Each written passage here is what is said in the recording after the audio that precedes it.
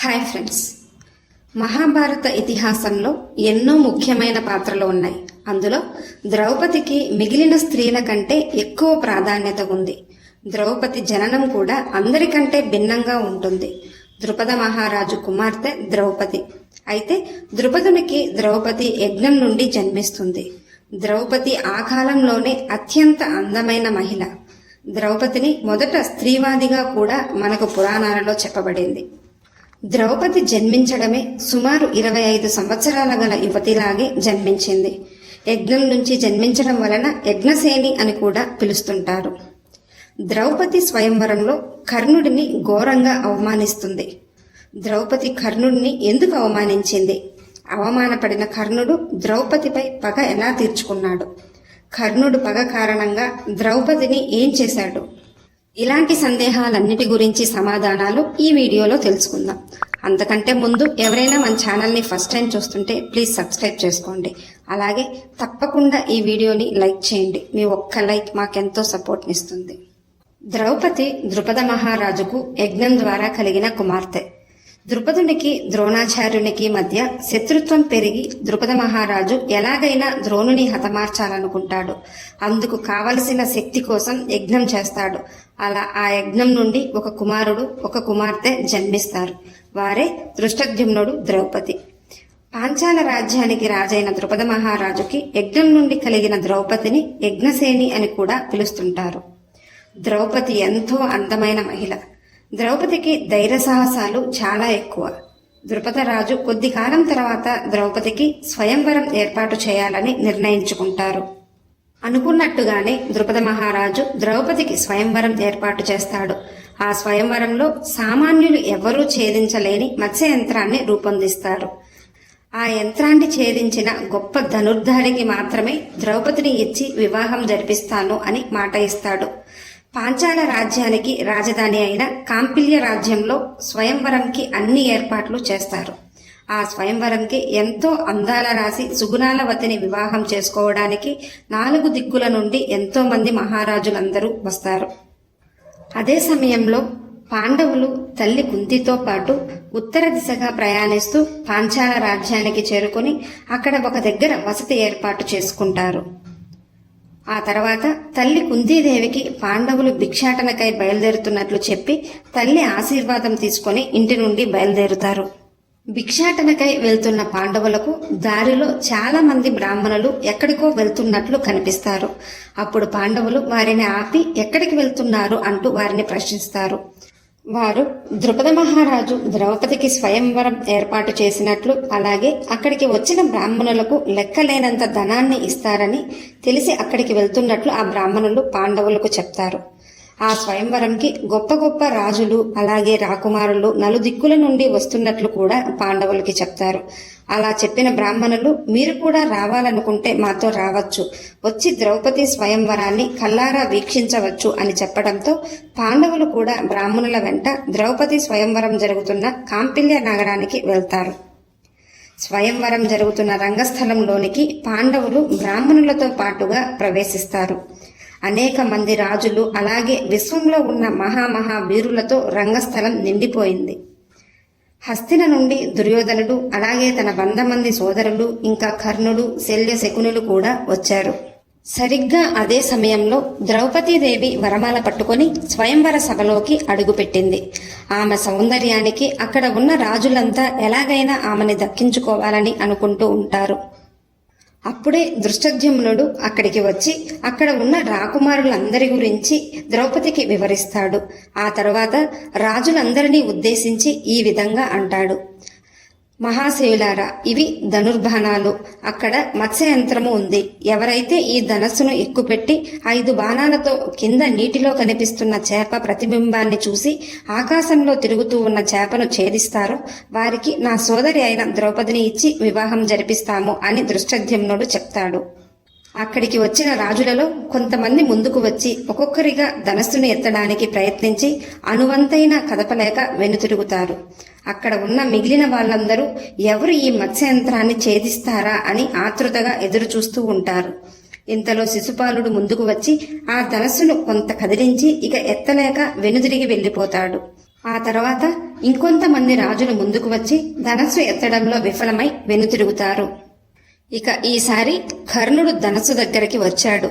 అది చూసిన ద్రౌపది కర్ణుడు కూడా ఎత్తలేడు అనుకుంటూ ఉంటుంది.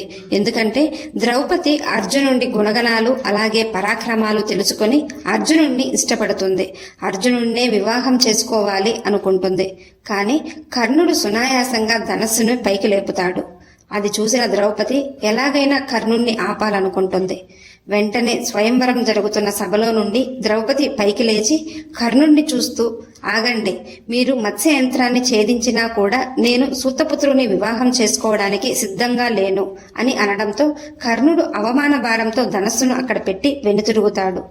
అంతమందిలో ద్రౌపది కర్ణుణ్ణి సూతపుత్రుడివి అనడంతో అవమాన భారంతో మనసులోనే ద్రౌపది పైన పగ పెంచుకుంటాడు.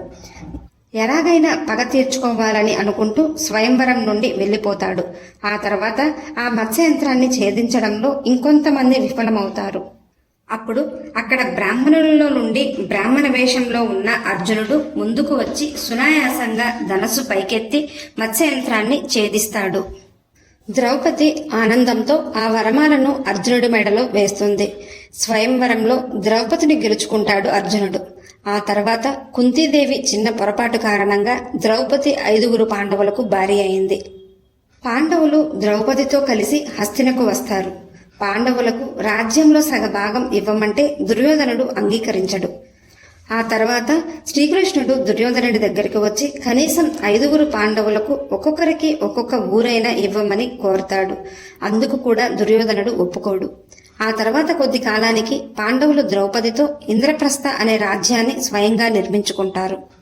కౌరవులలో పెద్దవాడైన దుర్యోధనుడు తన మేనమామ శకునితో కలిసి పాండవులపై ఎన్నో కుట్రలు చేస్తూ ఉంటాడు. ధర్మరాజుకు ఎక్కడ తన తండ్రి సింహాసనం ఇవ్వవలసి వస్తుందేమో అని అనుకుని పాండవులపై ఎన్నో పన్నాగాలు పన్నుతూ ఉంటాడు దుర్యోధనుడు. ఒకరోజు దుర్యోధనుడు జూదం ఆడటం కోసం పాండవులను ఆహ్వానిస్తాడు. ఇంద్రప్రస్థ నుండి హస్తినకు జూదం ఆడటానికి రమ్మని ఆహ్వానిస్తారు. దుర్యోధనుడు శకుని కలిసి ఒక పన్నాగం ప్రకారం పాండవులను రప్పిస్తారు. ధర్మరాజుకు జూదం ఆడడం బాగా అలవాటు. అందువల్ల జూదం ఆడడానికై హస్తిన చేరుకుంటారు. శకుని చేసిన మోసం వల్ల జూదంలో ధర్మరాజు ఓడిపోతాడు. అలా ఓడిపోయి రాజ్యాన్ని కోల్పోతాడు. మళ్లీ జూదం ఆడటానికి సిద్ధపడతాడు. ఈసారి జూదంలో తన తమ్ముళ్ళైన మిగిలిన పాండవులను పెడతాడు. మరలా జూదంలో ఓడిపోయి ధర్మరాజు తన తమ్ముళ్లను దుర్యోధనుడికి బానిసలను చేసేస్తాడు. ఎలాగైనా గెలిచి తిరిగి రాజ్యాన్ని తన తమ్ముళ్లను గెలుచుకోవాలని మళ్లీ జూదం ఆడటానికి సిద్ధపడతాడు. అందరూ ఆశ్చర్యపోయేలా ఈసారి తన భార్య అయిన ద్రౌపదిని పెట్టి జూదం ఆడతాడు. యథావిధిగా మళ్లీ ధర్మరాజు ఓడిపోతాడు. దుర్యోధనుడు ఆనందానికి అవధులు లేకుండా పోతాయి. ధర్మరాజు తను ఓడిపోవడమే కాకుండా తన 4 తమ్ముళ్లను ద్రౌపదిని జూదంలో పోగొట్టుకుంటాడు. నిండు సభలో పాండవులందరినీ దుర్యోధనుడు మీరిప్పుడు నా సేవకులు అని అవమానకరంగా మాట్లాడతాడు. ద్రౌపదిని కూడా తీసుకురమ్మని సేవకులను పంపుతాడు. ద్రౌపది నిరాకరించడంతో ఈసారి దుర్యోధనుడు దుశ్శాసనుడిని పంపి ఈడ్చుకురమ్మంటాడు. దుశ్శాసనుడు వెళ్లి ద్రౌపదిని రాను అనడంతో కొట్టి జుట్టుపట్టి ఈడ్చుకొచ్చి నిండు సభలో పడేస్తాడు. భీష్మ పితామహుడు, ద్రోణాచార్యులు ఇలా చాలా మంది దుర్యోధనుడికి చేసేది అధర్మం అని చెప్తారు. అయినా దుర్యోధనుడు ఎవ్వరి మాట లెక్క చేయడు. పాండవులందరికీ బట్టలు ఊడదీసేసి నిండు సభలో నిలబెడతాడు దుర్యోధనుడు. అలాగే ద్రౌపది బట్టలు కూడా ఊడదీయమని దుశ్శాసనుడికి చెప్తాడు దుర్యోధనుడు.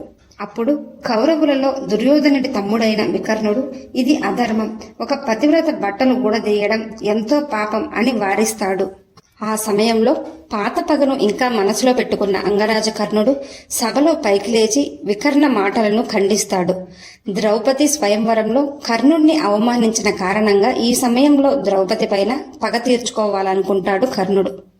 వికర్ణ మాటలను ఖండిస్తూ కర్ణుడు ద్రౌపదిని చూపిస్తూ 5 భర్తలు ఉన్న ఈమె పతివ్రత ఎలా అవుతుంది? హిందూ సాంప్రదాయాల ప్రకారం ఈమె ఏ విధంగా పతివ్రత అవుతుంది? 5 భర్తలతో సంసారం చేసిన ఈమెను ఒక వేశ్య అని అంటారు అని కర్ణుడు నిండు సభలో ద్రౌపదిని ఘోరంగా అవమానిస్తాడు.